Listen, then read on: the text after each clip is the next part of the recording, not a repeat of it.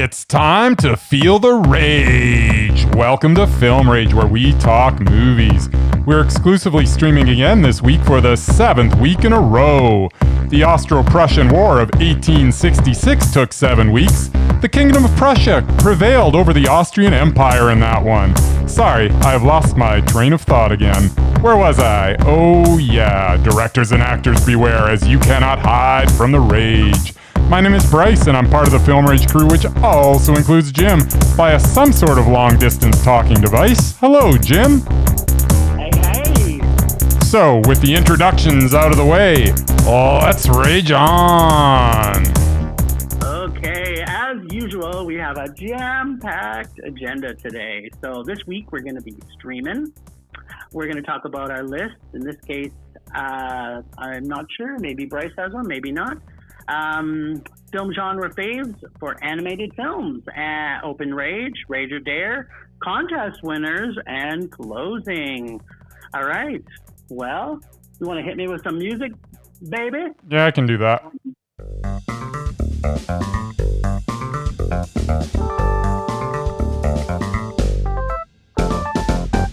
Streaming. Motherfucking streaming. Right? Streaming. Okay, well, I'm very excited that today we're going to get to talk about a film called Sword of God, or also known as The Mute, from 2018. Now, this played via our friends at Calgary International Film Festival. This is a Sit at Home, their program, and access through their URL, fifthcalgary.ca. So anybody who's listening to this, be it Canada, US, the world, you should be able to check that out and be able to stream this film. We're trying to do as much as we can to support our local friends at Calgary Film and Calgary International Film Fest. They're going through a rebranding right now, but anybody who gets a chance, get a chance to stream this and check out what's streaming. The film festivals need our money, otherwise they may not survive. So let's talk about Sword of God. All right. So this was a dark motherfucking Inquisition shit from Poland. And wow, this is from Sif's page. Directed by Academy Award nominated filmmaker. I'm going to pronounce his name badly, I'm sure. Bartosz Kanapka. This genre-bending historical epic. Bartosz Kanopka. Oh, thank you, my Polish friend. Previously titled The Mute, has been hailed as a stunning showcase of experimental horror by Bloody Disgusting that strikes the brutal clarity from screen anarchy. So this is a mondo for me. I love this film. It was so dark and what I really liked, about it is that I had no clue what was going on for the first half an hour of this movie.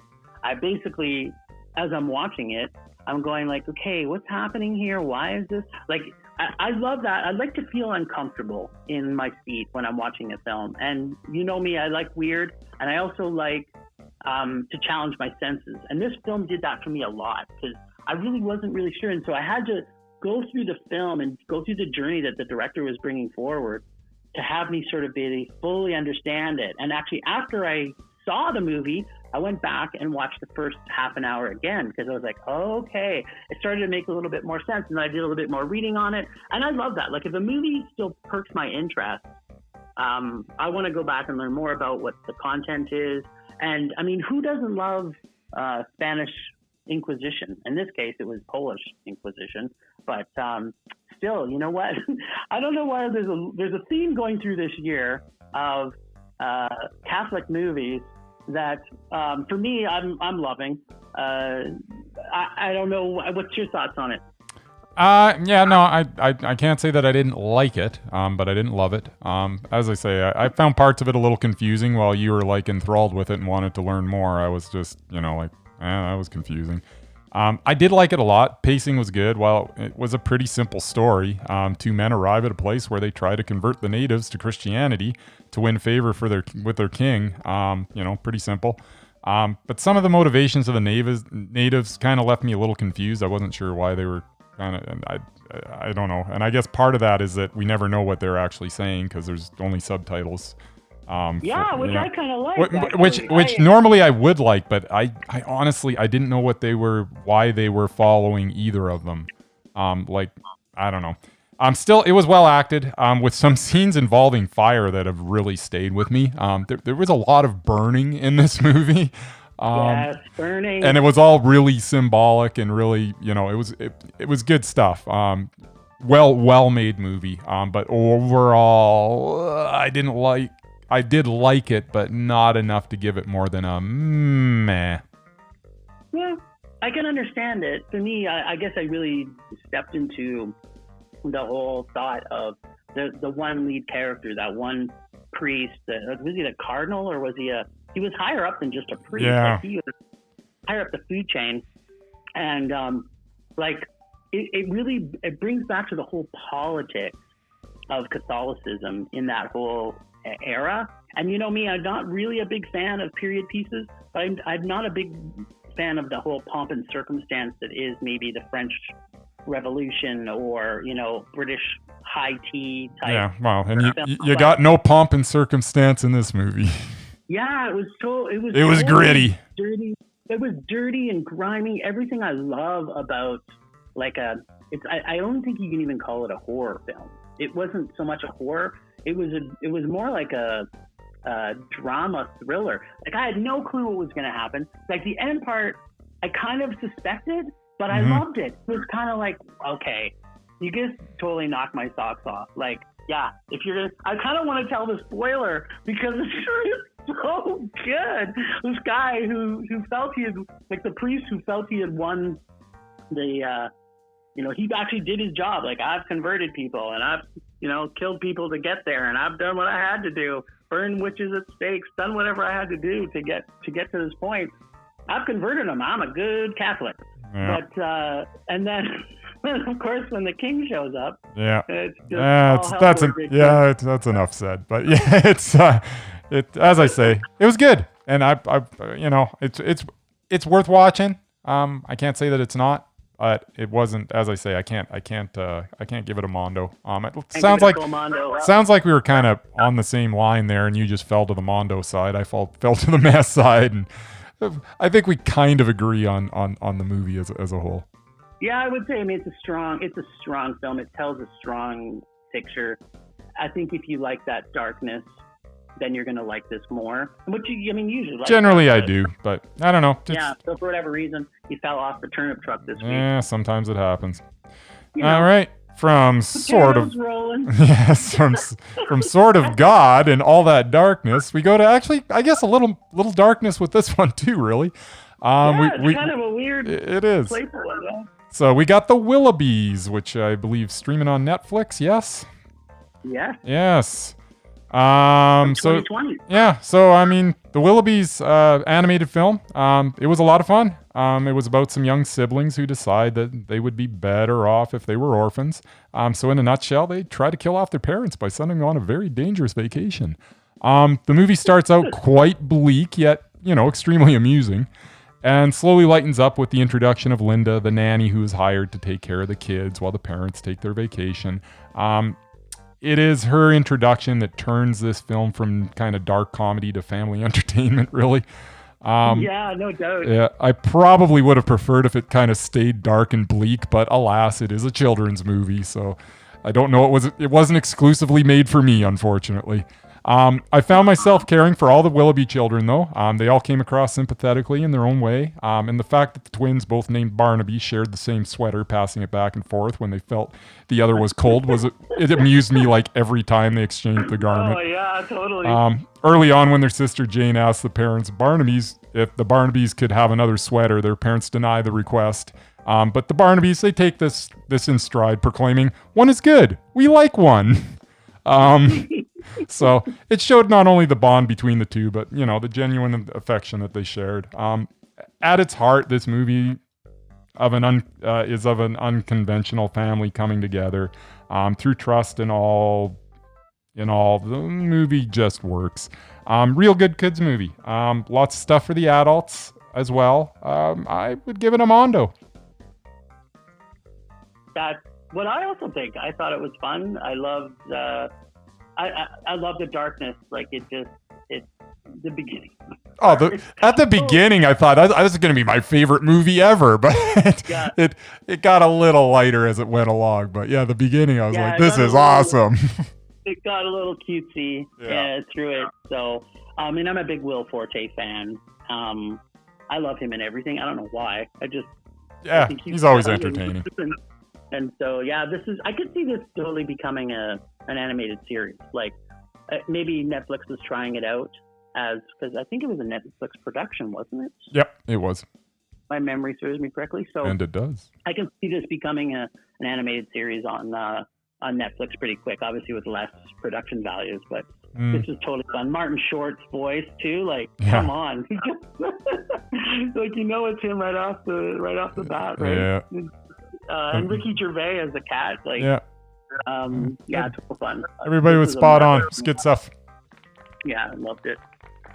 All right. Well, we're moving into now this one. We had alluded to this a long time ago because during the Oscar run, we talked a little bit about it. I think you saw it back then, didn't you?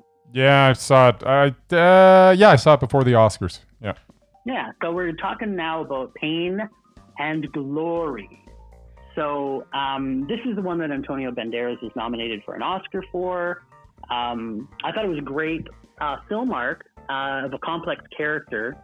I loved how he moved so seamlessly in and out, like the director, how he moved seamlessly in and out of different time frames. We've talked about this in the past, and I know you don't like where they go, it's now 1974 and this is what's happening. So I really liked that about it. Yeah.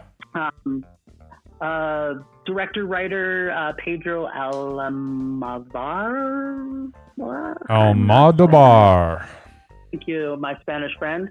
I thought he did an okay job of it. You know what lost me more was I thought the character development, and me, big on character development, I thought his character was developed really well defined. I just found I was not falling in love with the rest of the characters.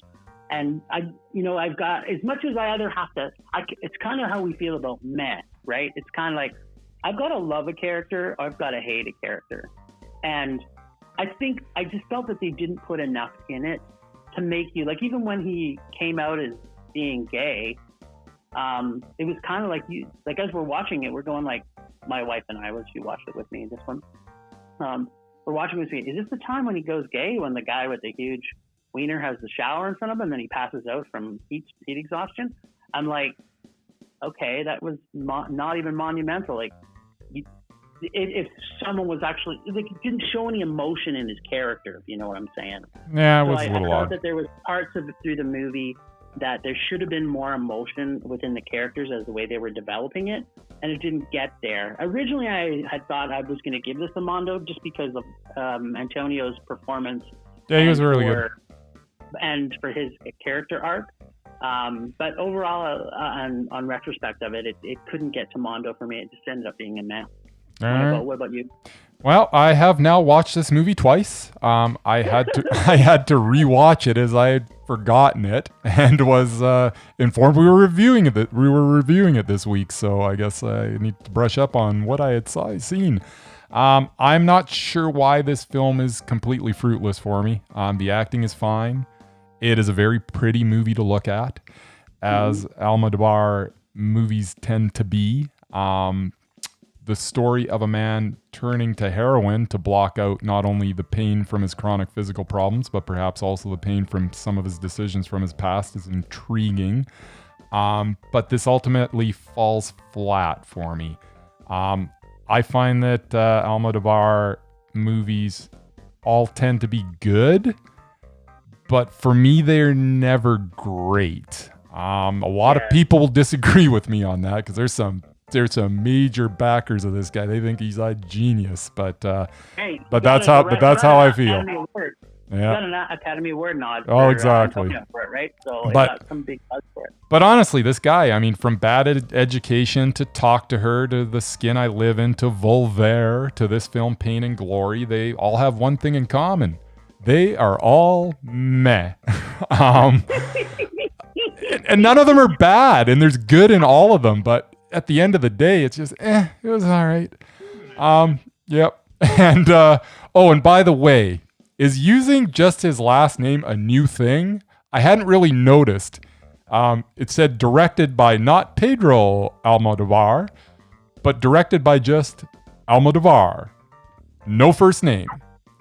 Pretty pretentious, Pedro. Pretty pretentious. Yeah, like it's kind of like, are you in the army now or what? Yeah. So, but yeah, no. Perfect. So, yeah, no, I think we're pretty much in agreement on that one, my friend. Yeah, that's a double meh. That's a double meh. It is. Bam. Okay, you're going to talk about some lesbian baseball players, I think. I think you are correct, although they really should have spent more time on that.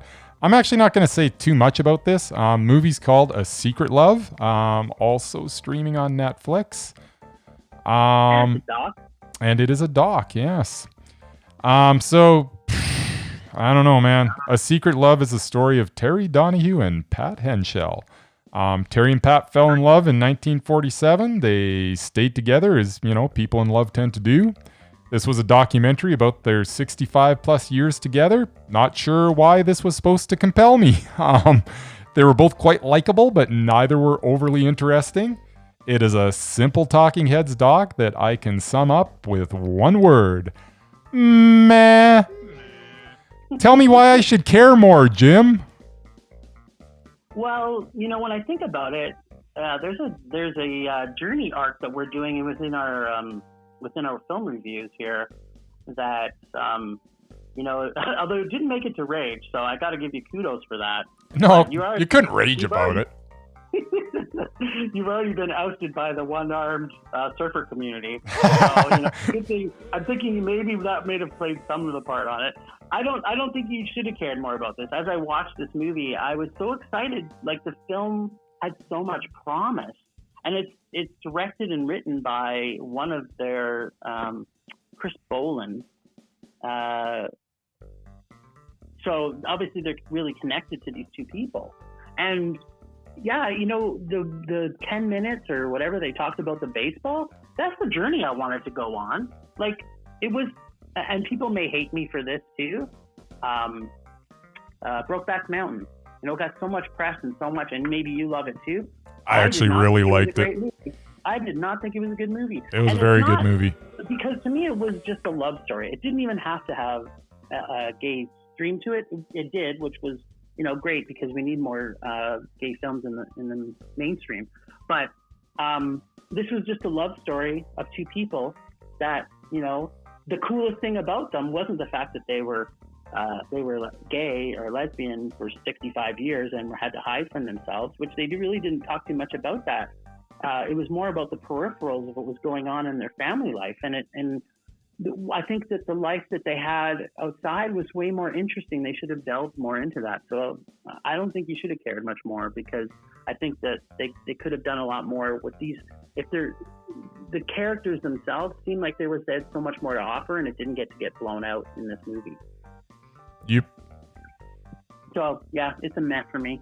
Almost got to a Rage, but it was just because I wanted so much more for it, and it just didn't get there. Yeah, it's disappointing. Too high, yeah. Okay, well, we're moving on to another doc, and this one I had so much hope for. This is called Planet of the Humans, and this is from 2019.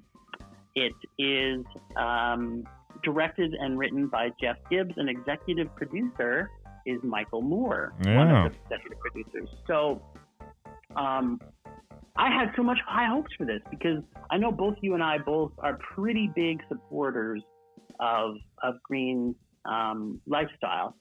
And this, I'm not angry because it kind of kicked us in the nuts and said, okay, guess what? The whole world is terrible. Well, and you should kill yourself now. You must have known a lot of this going in, though. Like, yeah, Yeah, I mean, you do know, I mean, obviously solar panels are not the greatest thing to make, but once they're made, they do have a lot. Now, I like the things that I did like about it. I did like that he was very, he was very dedicated to the cause of finding out some of this information. But it just became tedious after a while for me because I'm like, okay, yeah, we know that already. You're not giving me anything new. And part of the thing that bothered me so much was like, I don't know if it was Michael Moore liked this movie and wanted to executive produce it because the guy tried to sound like him so much through the whole movie. And I was just like, why am I this? He sounds exactly like he was almost like he was trying to make a Michael Moore movie to, suck up to Michael Moore or something. More often than not, there's nothing wrong with that. No, there's a lot wrong with that. Be your own thing. Like as I was watching it, I wasn't feeling, oh, you've got a vision, Chris Poland, and I now see what your vision is. I was watching this going, this is like a C or a C- rating of a Michael Moore film. And then the ending of it just didn't deliver for me because at the end, I'm thinking, okay, yeah, great. The world is going to hell, and there was no hope. There's no nothing. Absolutely. Right? No, I was not happy.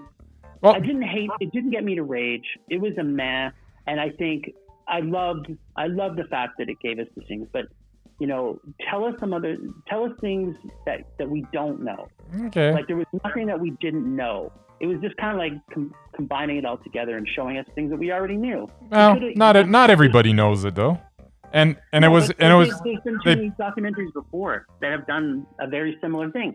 Tell us what the next thing is going to be. Like, to me, the documentary. But what if there isn't a next thing, Jim? There is a next. What if the next thing is that we all need to just consume less? Or how about the whole thing is the message was people just need to die more. I don't know that was a message. Anyways, my take on it is, it was a pretty bleak doc that packages a lot of things that I already knew into one depressing dose of reality. I have always been puzzled by the expression going green referring to biofuel. How can burning trees for fuel be going green? Or burning food in general. Yeah. This doc doesn't know either. It showed us that in many cases, by getting rid of one coal plant to go green with a solar plant, they also build 2 natural gas plants to supply most of the energy. As while solar is a nice idea, its energy cannot be efficiently collected or stored. So it is the natural gas plants that do the heavy lifting when it comes to energy consumption. So we basically exchange 1 polluting power plant for 3 polluting power plants so we can go green. That is some bad math. It also touches on green illusions such as wind energy and electric cars, and it goes on about those as well. But what it boils down to is whether you choose to buy into this documentary 100% or not, you at least have to admit that there are no easy answers when it comes to energy, and that was what the whole thing was telling us. And that's why they touched upon all of those things, because there's just no easy answers when it comes to energy. Unfortunately, there is no such thing as clean energy on a grand scale. The only answer is to consume less, which is not the way we do things here in North America. It is always interesting when a doc follows the money as well. There are many examples of it here as we see known polluters funding some of these green illusions. The one I found most amusing is those wacky planet killers. The Koch brothers own Georgia Pacific, who has been poisoning the planet for years. Now, Georgia Pacific owns the website treehuggers.com. This is the world we live in, Jim. For shining a light on some of the shady claims of green energy, I have no choice but to give this film a very depressing mondo. Yeah, no, you're wrong. It's not a mondo. I love to be depressed, don't get me wrong. I just feel okay, so one thing, obviously it's 2019, they didn't get to see the Bill Gates documentary series on Netflix. I mean, but what Bill Gates has been doing with nuclear power is the future.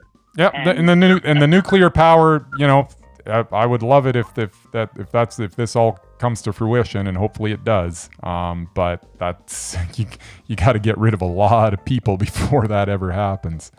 Too many people making money, Jim. Right. No, and Bryce, don't get me wrong. I get what he was trying to do with it.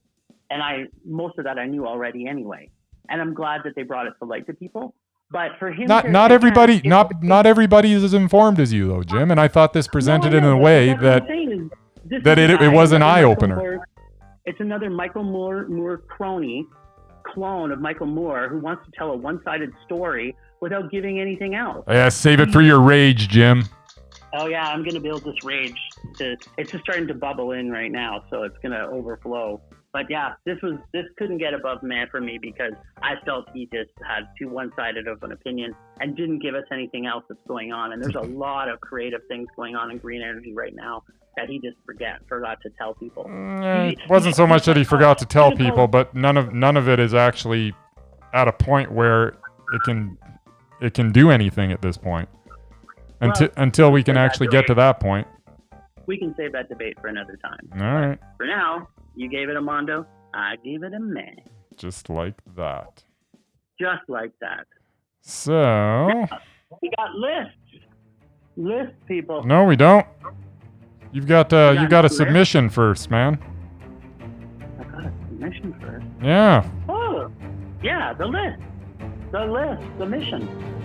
Oh, I thought you were talking about our animation list. No. Oh. Our list. Got it. Do you have one this week? Nah, it's on you. Oh, it's all on me. Well, I was saving two. I'm only going to give you one then. Yeah, let's go through one.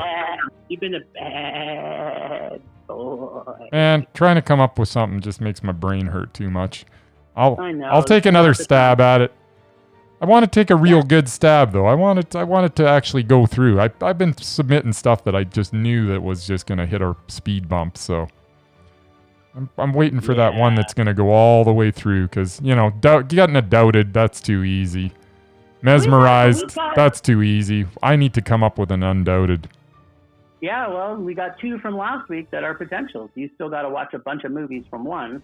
And we got another one. We just got to wait till October, November when it comes out. He's already Undoubted. There's no question that. I mean, it's not going to be a rage, so that means he's Undoubted. But he's Undoubted. Wes Anderson's going to make it. Yep. So my submission this week is from my good buddy David Cronenberg, and I will go through his last 8 films for you. Do it so that you. So in 2014, we did Consumed. Oh, it's a short, so we don't want that. So last movie, Map of the Stars, for me, that was a mondo. Meh. Okay. Cosmopolis, that for me was a meh. Mondo. Okay. Dangerous Method, that was a mondo for Mondo. me. Eastern Promises was a mondo. Mondo. Yeah. To Each His Own Cinema. Is this an actual?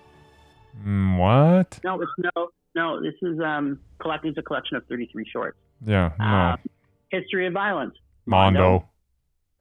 Spider, for me, it was a meh. Mondo. Okay. Existence, for me, that was a Mondo. Crash was a mondo. Mondo. And Butterfly, we're already at, I'm positive, you can count it up. He's in. He's done it. Okay. And Butterfly was a mondo. Mondo. Crash was a mondo. Existence was a mondo. Spider was a meh for me, but it was a mondo. Mondo for me. History of Violence, mondo. Eastern Promises was a mondo. Dangerous Method, yeah, he's in, man. Congratulations, Jim. He's in. Yeah, baby. Yeah, and for me, I could go back even further. Everything is either a meh or mondo, mostly mondos. Naked Lunch was the only one that was a meh for me. Mondo. I gave one a meh. Dead Ringers, both of us. Super duper. Mondo. Mondo. The Fly, mondo. That's, by the way, that Dead Ringers is my father's favorite horror movie, even though he's not around anymore. But there you go. He shocked the hell out of me when he came home and said, "I just saw the greatest movie ever." I was like, "What?" He said, "Dead Ringers." I'm like, "You're kidding, right?" He's like, "No, I loved it." I'm like, "All right, cool." Well, your dad seems like a pretty cool dude. I wish He I was met a him. he was a pretty cool Dead dude. Ringers is also up there for me. And then The Fly, Mondo. Absolutely. Dead Zone, Mondo. Yes. Videodrome, Mondo. Yes. Scanners, Mondo. Yep. The Brood, Super Duper Babamundo, Super Mondo. duper Babamundo. Rabid, Mondo. Yep. Shivers, Mondo. Like everything he does is The brilliant. man does So- no wrong. Wow, I can't believe that it never crossed my mind before this, but yeah, no, Well, he you know is what? in. I'm focusing on directors these days. Actors, they make too many stupid Oh, decisions. even the best But actors directors just like- make the dumbest choices sometimes. Yeah, they're like, I gotta feed myself more money because I got addictions to houses and cars and women and coke and Yes. stuff. I gotta do a crap Coke movie and get money. stuff. I don't know why my voice went to like Southern Alabama for this one, but it wasn't intentional. It was, man, I was thinking of Tommy Lee Jones. I don't know. He's been in a lot of bad movies. That's true. All right. So this week we've got our friend David Cronenberg joining the Undoubted. Cool. All right. From there, we are going.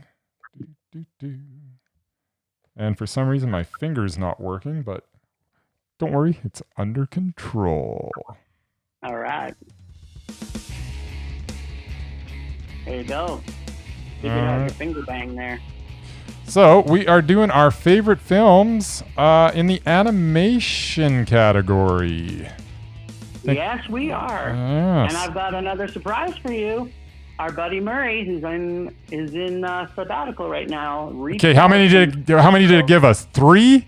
He never gives us 10 for some reason. What's that about? He's always, Murray. He He just always leaves us wanting more. All right. That's right. He knows how to drop a mic, and when he drops it hard, baby. All right. So let's start with Murray then. What has he got for us?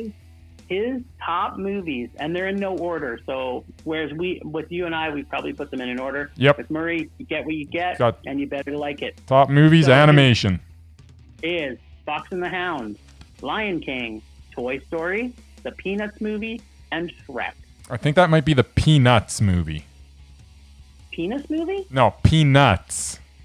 Peanuts? That's what I said. What did I say? You said penis. I said peanuts. Peanuts. That's not what I heard.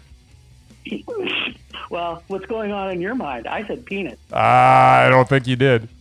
Is it my Tirana accent that sometimes comes through sometimes? Maybe that's what it is. Give them to me one more time, though. That was Murray's top 5? Yeah, it's Murray's Fox and the Hound. Yep. The Lion King. Yep. Toy Story. Yep. The Penis Yep. movie. Yep. Peanuts movie and Shrek. That is a solid list. I like it. Yeah, me too. Especially the Penis movie. I Yeah. can say that all day. All right, man. Well, I'll jump on mine. Usually honorable mentions. I only got 5 this week because Roll with it. I didn't want to come off sounding too big of a fan. I don't want to take myself too far back to my childhood. But I watched a shitload of these back on the weekend just to try and make sure I liked them. So number 5 is Seoul Station, or Soryulak, directed by Sang Ho Yeon. Is that the Train to Busan thing? Yes, it is. A sequel to Train to Busan. This movie helped to develop one of the best zombie movies ever made. Cool. Number 4 by Don Bluth. Wow, the futuristic epic is ablazing. Bluth seems to always take a story and layer it intertwined into animated masterpiece. This is Titan AE. Number 3 is Iron Giant. This is a classic. Nothing else needs to be said. Yep. Number 2, Wallace and Gromit, The Wrong Trousers. This is my first exposure to Nick Park. I've loved him ever since. This just fortifies my belief in my passion for cheese Gromit. Cool.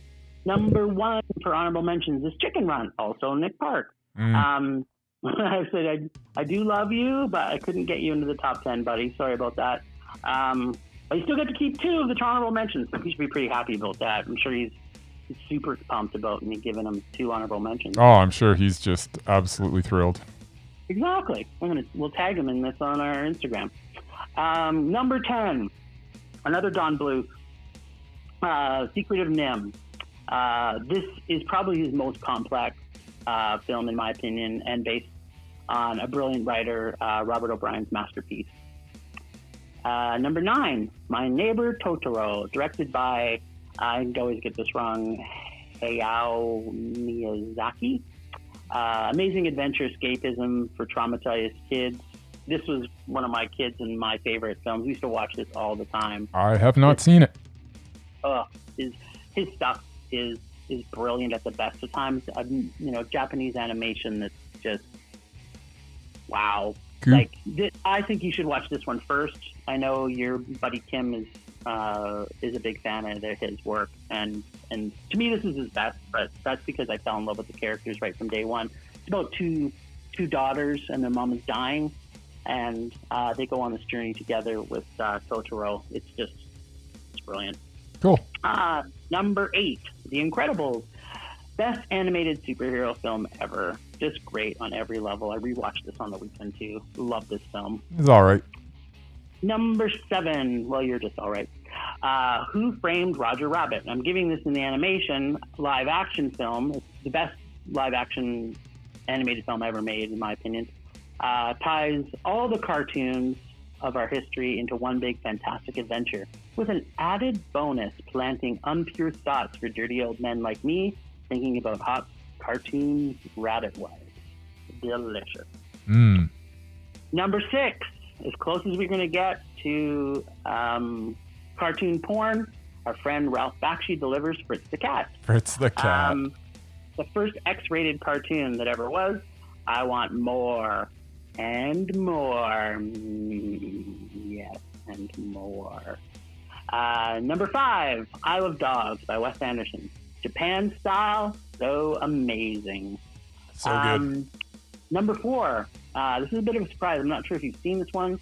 My top 4 were tough for me. I had to battle between all of them to make the decision. Number 4 is Twice Upon a Time, the adult version, which I've only seen once, it's almost impossible to find. Produced by George Lucas and directed by John Cordy and Charles Swenson. Have you seen this movie? I haven't. It's, you can see it, the edited version, there's so much. If you go look at the history of this movie online, it was one of the last Lad Company productions, and they had to throw money at another film. That's why this didn't get as much, but this should have been the biggest animated feature of its time, and it just wasn't. It's brilliant. Cool. Number 3 is Up. This Disney gem blew my mind. I have never seen a cartoon that made me cry for 20 solid minutes, starting straight away, and then bring me to so much joy. I love this movie. Up is my number 3. Cool. Number 2, and this is where we're going to have an argument, I know, that number 2 is the fantastic Mr. Fox. What can I say? Perhaps the only director that could produce every movie as a Mondo. It's crazy, isn't it?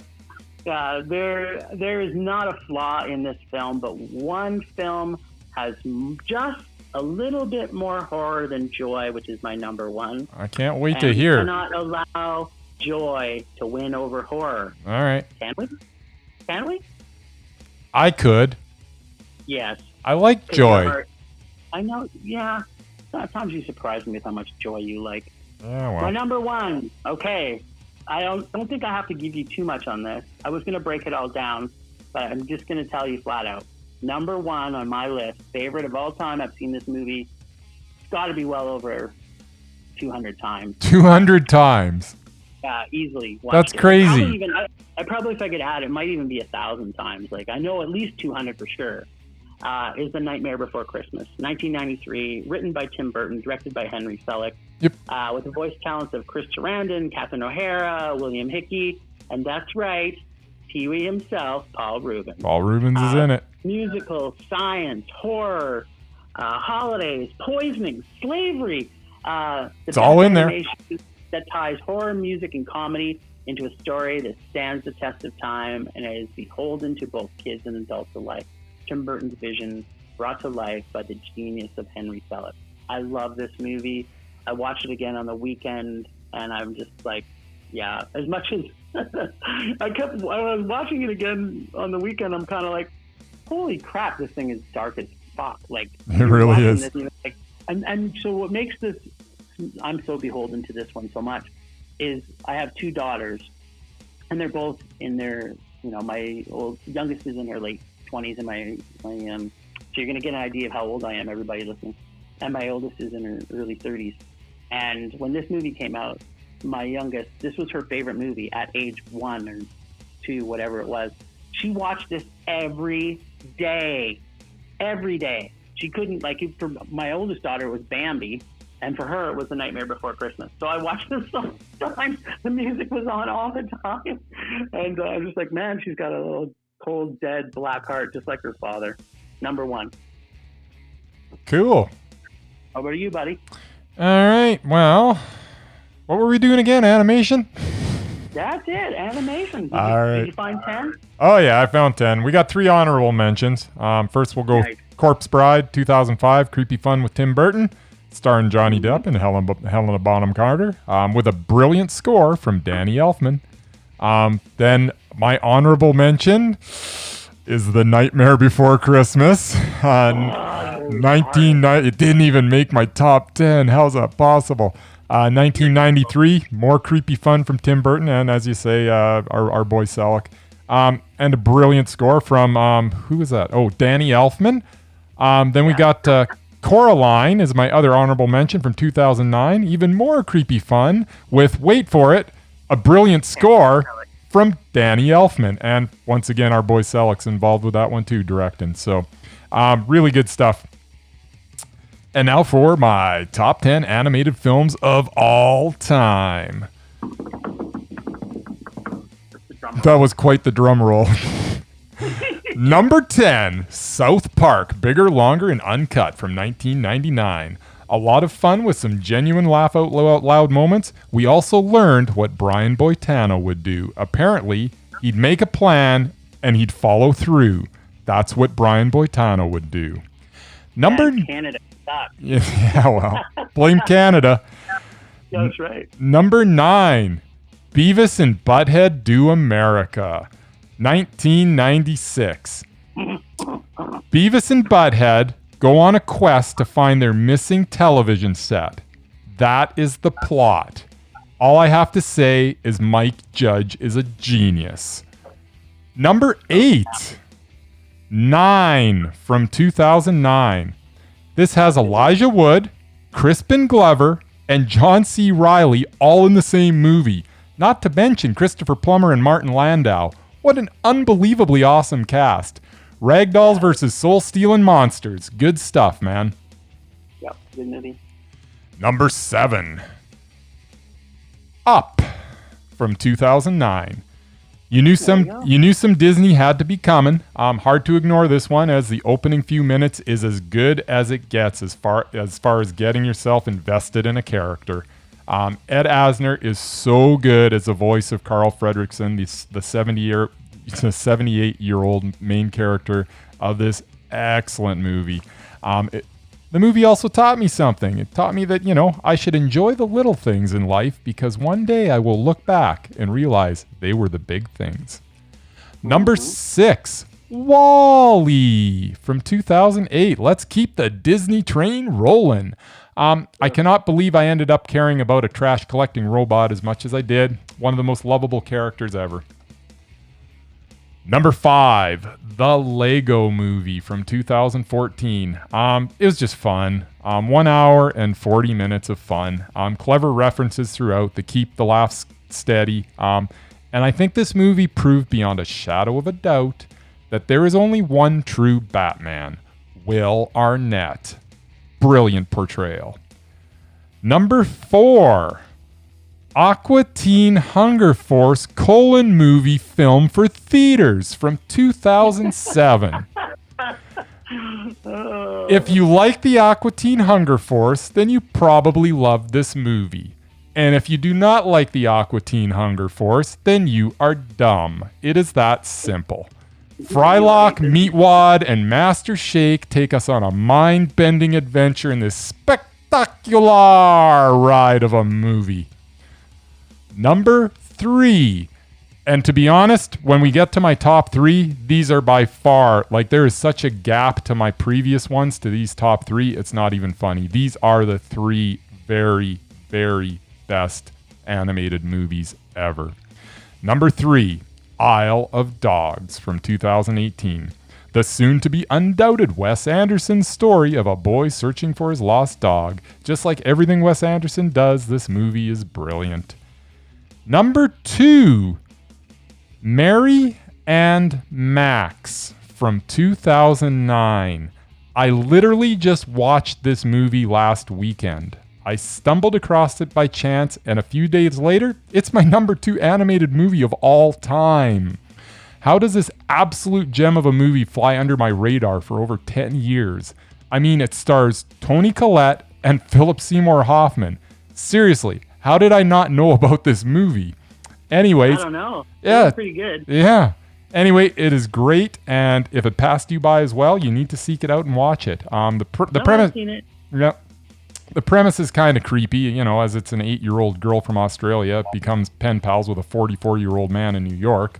But it's amazing that from that premise blossoms one of the most heartwarming stories that I've ever seen, with laugh out loud moments throughout. I adore this movie. If you haven't seen it, seek it out. It is so worth it. And there's no surprise here with my number 1, the fantastic Mr. Fox from 2009. The soon-to-be undoubted Wes Anderson again. I believe I've said it before, but this was the best thing that both George Clooney and Meryl Streep have ever done. This cast is ridiculous, as it also stars Bill Murray, Willem Dafoe, Owen Wilson, Jason Schwartzman, Brian Cox, and Adrian Brody. It also introduces us to the game of whack bats, which is awesome. The rules of whack bats are real simple. There are 3 grabbers, 3 taggers, 5 twig runners, and a player at whack bat. The center tagger lights a pine cone and chucks it over the basket, and the whack batter tries to hit the cedar stick off the cross rock. The twig runners dash back and forth until the pine cone burns out.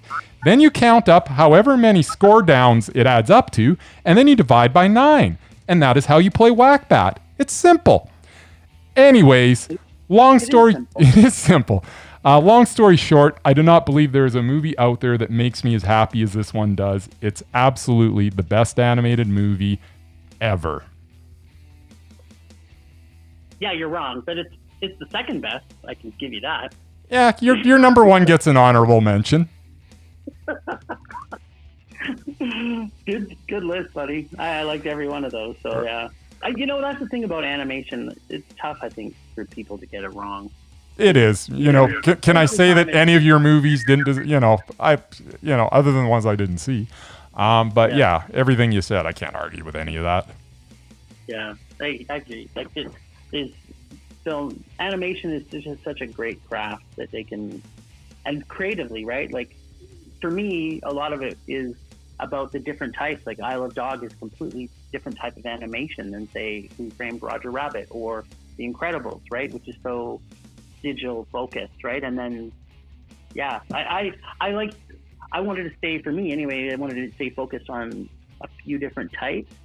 But then you just can't argue with the fact that certain ones are just iconically, beautifully shot and well done because the characters are great. Great list, buddy. All right. So from that, we got to get. There was too much happiness going on there, so it's time to get a little angry, my friend. Oh yeah, it's there. Temperature rising. Vision blurring. Rage taking over. Well, my rage this week, I've already alluded to it, is documentaries where you have a single viewpoint, where it's edited to help support their point, and copying other documentarians. And I am specifically pointing out our friend from this week we saw earlier, which is from Planet of the Humans. As much as I liked all the information that was provided, I like sometimes being kicked in the nuts when it comes to slapping people upside the head, saying we got to change the world. But for me, I get really frustrated when I see documentaries where it's very one-sided and they're not leaving it for you to go do your own research or for anything like that. So when you bring in a director who's telling you all these foibles about the green environment. Happy it was done.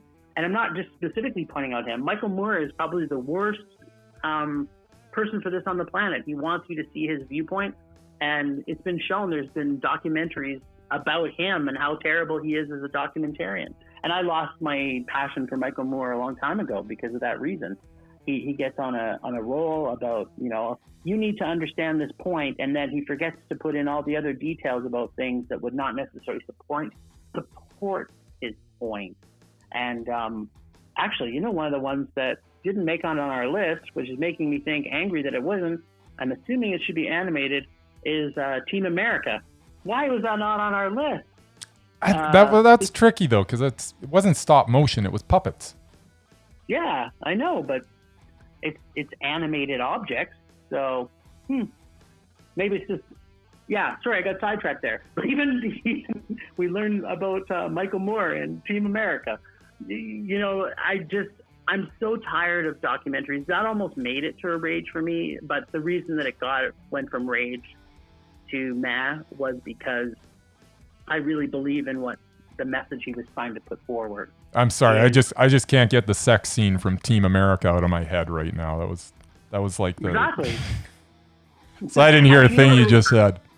Yeah, well, now you got me thinking about it, which makes me angry that we didn't have more puppet sex in all the other animated movies we've been seeing, but that's the whole other side.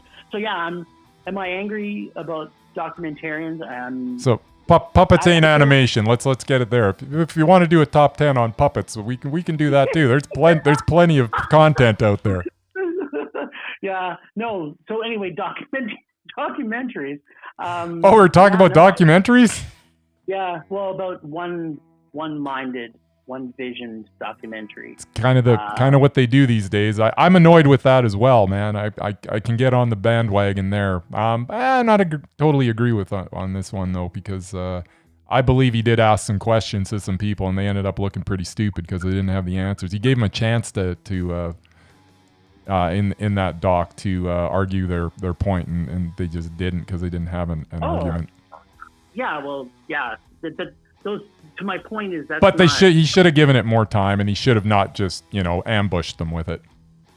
Well, I don't mind ambush. What I didn't like about that film in particular, and the reason I'm pointing him out, is he's taking you on a journey without giving any other insight to other things, and that's becoming what Michael Moore is all about. And the fact that Michael Moore executive produced this, and as I was watching that last film, I was channeling Michael Moore. I'm like, the guy's voice was even sounding like Michael Moore at times. I'm like, is that Michael Moore that did the voiceover? But it wasn't. It was him. So it was like... It didn't sound like Michael Moore at all. You're crazy. He did, man. It was annoying as fuck. And so I am angry with documentaries that obviously that are bad, but also angry at documentaries that don't try and give you both sides and a more fluid vision for the direction on their film. So that's my rage. Sometimes there isn't another side. I gotta watch this Bill Gates thing that you keep on going on about, because apparently it's filled you with such hope that you can't see the trees through the forest. So yeah, no, I'm telling you, dude, you gotta watch it. It's put more hope in my heart than any movie I've ever seen. So, and it's not a movie, obviously, it's a 3-part documentary series. I'm sure someone's going to go and debunk all of the stuff about Bill Gates too.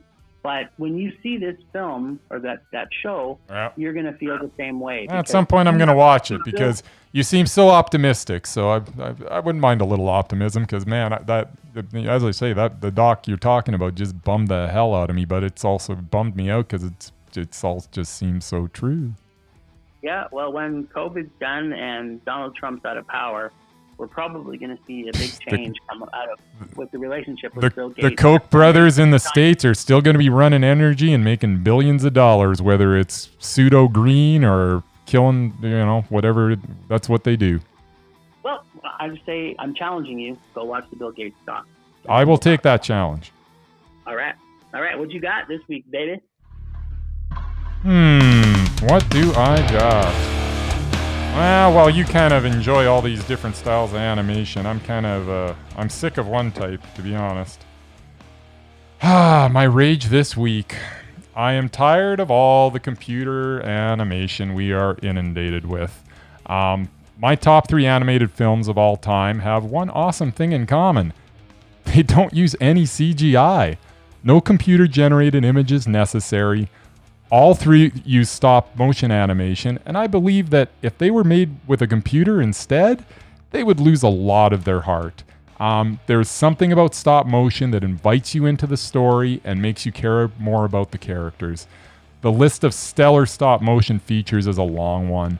Of course, there is the fantastic Mr. Fox and Isle of Dogs from Wes Anderson, as well as Adam Elliott's masterpiece, Mary and Max. But there's also Corpse Bride, Frankenweenie, The Nightmare Before Christmas, James and the Giant Peach, The Box Trolls, and Coraline. Don't forget about Chicken Run and the delightful Wallace and Gromit movies from the Aardman Studios in England. And let us also remember the technically superior effort from Charlie Kaufman and Duke Johnson, 2015's Anomalisa. It is a tragedy and a comedy and a drama, and it would not have had near the impact if it had been made with CGI. Now, I really like the movie Up, as we both have said, but man, imagine if that was made with stop motion. I think it would have been even better. That movie would have lended itself so well to that. How much more impactful could it have been if Carl was not a computer-generated image? So with that, I say let's start relying on the technology less and the artistic talent more. Sometimes the way we used to do things makes it possible to convey more emotion than any computer ever could. That is my rage. What do you say, Jim? I say you're full of shit. I love CGI. I think if it's done well, and again, as much as I love The Nightmare Before Christmas, and I love everything about that film, and I love Fantastic Mr. Fox, number 2. My number 3 is Up, and I have, like I said, I don't think it could have been made me cry more in the first 20 minutes from what they depicted in that first 20 minutes. It was a brilliant... It was a brilliant story, and it was brilliantly done, but the CGI did nothing for me. Okay, so here's a perfectly good example. We both love Alita Battle Monster. Monster? No, Alita Battle Angel. Sorry, we both love Alita Battle Angel. Yeah, it was good. Right? That was that was a lot of CGI, but that wasn't an animated movie per se. It wasn't. But there was a shitload of CGI that was put into it, and there was a lot of emotion that was done. They did a really good job of blending CGI with, I don't think anybody could have made that movie other than Robert Rodriguez, and he's the king of CGI. I think we're comparing apples and oranges here, man. No, I don't think so. I think. Do I hate CGI when it's done badly? 100%. And do I also like the type of animation that you're talking? I do. I love it 100%. Yeah, see, I'm not a fan of the CGI animation at all. It's all just too smooth, and I don't know. It's got no heart, man. It's got no heart. To your point, I have only 2 CGI movies in my top 10. There you go. I feel your point, but that's also the writing. If the writing is not good, if the writing is good and the CGI is great, the movie can be fantastic. Yeah. So that's my rebuttal. I don't need another CGI. Like, oh man, they're just pumping out CGI animation after CGI animation, and it's depressing. Now, if you want to start talking about pen to paper, CGI man, superhero movies, that's a whole other story. I jump on that bandwagon left and right. There you go. All right, sir. Well, from that. Pulse slowing. Anger fading. All right, so it is on to Rage or Dare. Yes. This week, I had to watch 1996 Matt LeBlanc's epic monkey movie, Ed. That's with the monkey playing baseball, right? It was playing baseball. Ah, that sounds excellent. How was it? But it wasn't a monkey, I can tell you that. It was a chimpanzee. No, it wasn't a chimpanzee either. Was it an actor in a suit? Was it real? I didn't even remember that. That makes it even better. Of course. So I thought this was going to be so cheesy. I would love it. So here's my recap. All right. First off, Meatloaf song starts at right in the middle of nowhere. Really? Nice. Okay, I'm interested. Meatloaf in the music. Wow. Joey from Friends was like a little baby and 0% body fat. Yeah, he ballooned up, eh? He wasn't famous enough to get fat. This Starving has all actor. the staples. It has all the staples of a great movie. Funny monkeys, baseball, and I forgot Joey from Friends. The only thing it was missing was a musical number. Wait, it had Meatloaf. Nice. First off, it had kids thinking they were smart interacting with adults. Do you know what that means? No. That starts with a 1. Ah. And it has to work its way up. It had a monkey, which is played by 2 different people, not a monkey.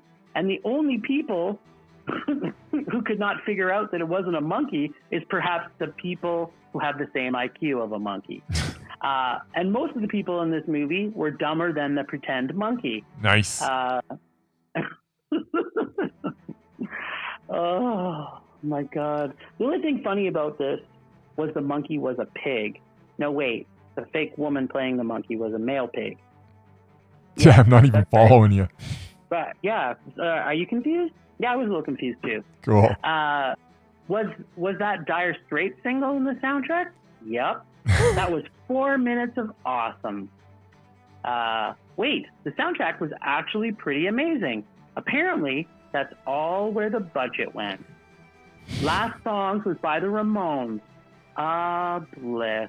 The music brought it all the way back to a meh. It had so much potential to be a rage, but the ending with the Ramones brought it all the way up to a meh for the soundtrack alone. Just ending with the Ramones made it a meh.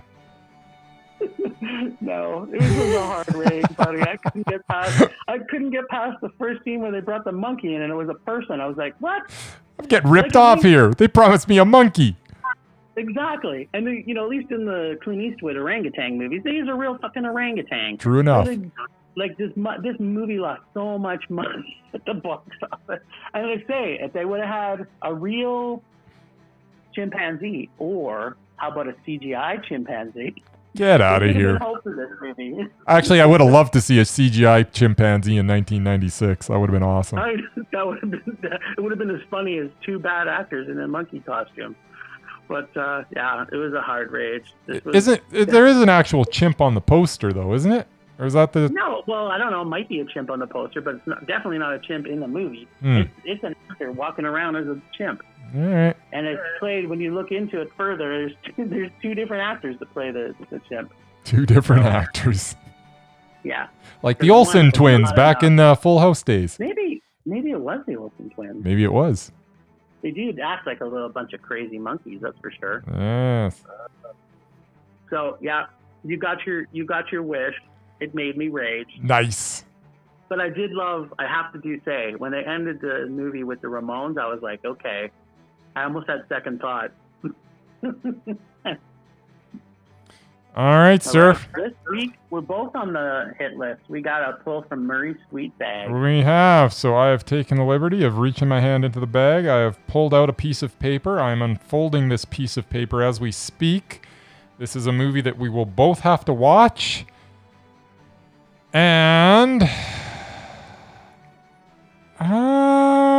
you know what? I don't really remember it. It's one of the it's a movie that's been panned as a lot of people have called it the worst movie ever made. I honestly don't remember it.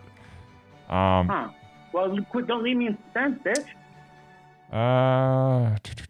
It's called Howard the Duck. Oh my God, I love Howard the Duck. This is gonna be a Mondo already. You already know it's gonna be.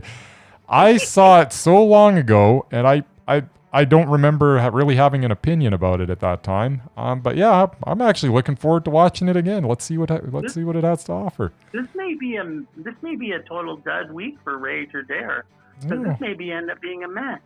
It may be. Who knows? Yeah. Howard and I the don't Duck. think there's any CGI in this, buddy. It's a guy walking around in a duck suit. Nice. And He's a superhero. who's the actress in it? I don't know. I know it's somebody. It's like Emma somebody with something. a fake. Is it Emma? I'll find out in a second. Isn't it the chick Leah from Thompson. Leah Thompson? Leah Thompson, that's Yeah. it. Jeffrey Jones, Tim Robbins, Ed Gale plays Howard the Duck. Chip Zine, Tim Rose, who plays Admiral what's his face. Yeah, this may not be a terrible week. Yeah.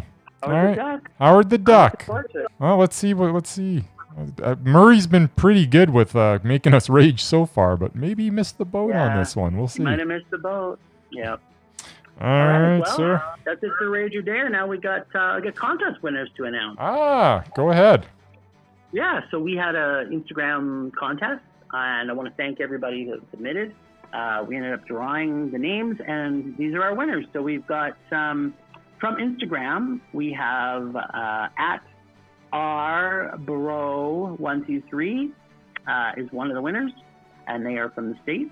And official ridiculous Patronus also. And if you follow us on Instagram, you will be able to follow these people because they're posted and follow us. So you can follow us. And then we have at katie.yyc from Instagram. And then we've got, and this is obviously a pseudonym, but Boo Flemington 247 from Apple and iTunes, and Lady Gray from our website. So congratulations to the winners. We're going to get you out some Film Rage swag. So people listening, if you're interested, we're going to be bringing more swag out in the future. So keep listening for other ways for us to grant you some swag, and like us, thank us, do all those things. And I guess that kind of leads us right into our closing.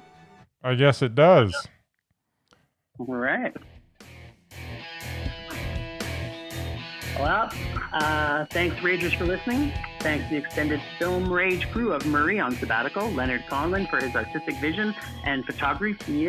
Oh my God, I screw this every time. And photography via Leonard Conlon Photography. And our new cartoonist artist, Vaughn. Listen to us on Podbean, Apple Podcasts, Google Play, and Spotify. Follow us on Facebook, Instagram, Twitter, YouTube, and check out our website at filmrageyyc.com. There's lots of good stuff on there all the time. We're always wanting your feedback to make this a raging blast for all listeners. So please comment often. Please make us rage. Please make us rage. That's it for this week. Rage on. Rage on.